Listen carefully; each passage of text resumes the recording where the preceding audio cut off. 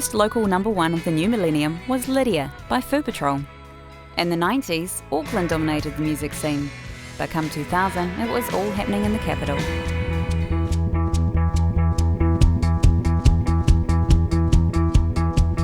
It was an exciting time around the turn of the century in Wellington. Music was just really bubbling, and the surgery became a little bit of a hub as well. You know, people would drop in, and you know, we probably had internet before lots of people had internet at home, so people would come in, make a coffee, surf the net for a little bit, and then poke their head around. It's like, oh, what's going on in there? Oh, do you guys want a saxophone part on that song? It was also the beginning of when cheap computer recording started to come about, like the Pro Tools 001.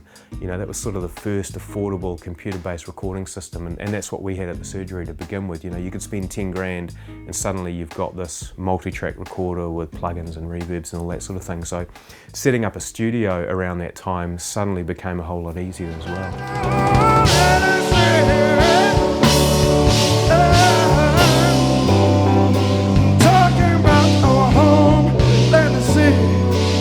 I think it was a confluence of the dance music scene, the reggae, you know, things like the Roots Foundation sound system and the jazz school at that time, who was coming out of there.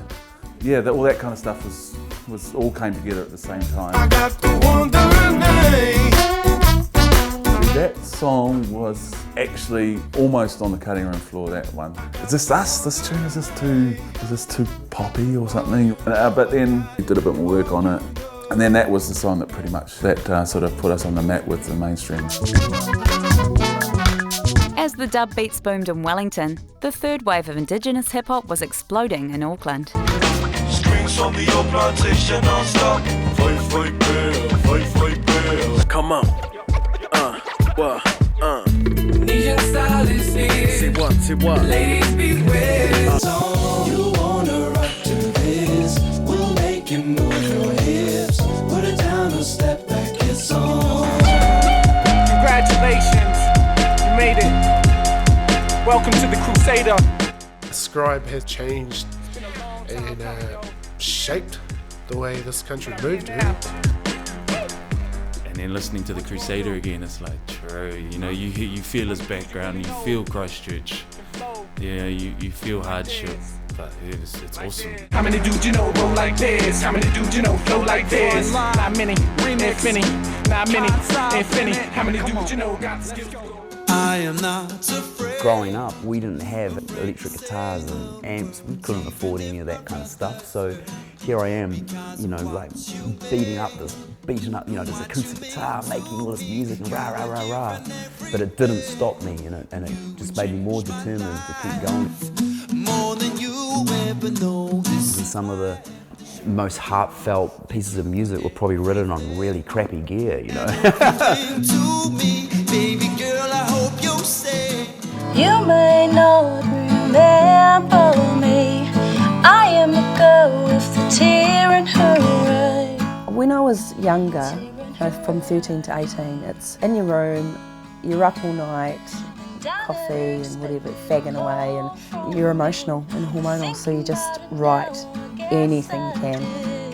I used to write like 10 songs a day, easily, just. 'Cause I have all these dreams in my head. I've never seen a diamond in the flesh. I cut my teeth on wedding rings in the movies. Well, the great thing about Royals, it speaks to what it's like to do music now if you're young. You can conquer the world from your bedroom, but in order to do it, you've got to get your stuff above the millions and millions of other things out there. Beautiful song, I love it.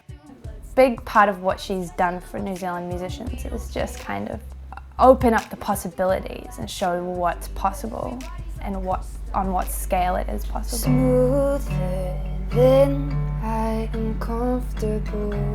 I would have probably been 12 and my dad bought one of those desktop Mac computers that had GarageBand on it. Yeah, I used to spend like almost all of my free time playing around with it, writing songs, learning how to program drums and stuff. Can't you speak my mind? Social media is a huge part of what we do with Openside and how we connect with our fans. Instagram's huge, Twitter and Facebook. Snapchat, which is everything is only 24-hour cycles, so you have to kind of be on it all the time.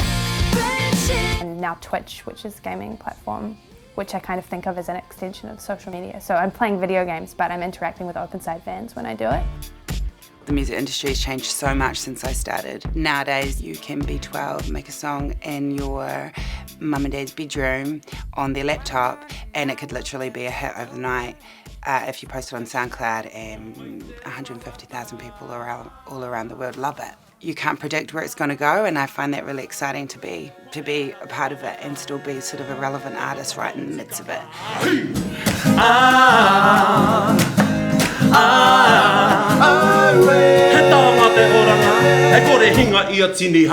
And we will never be royals.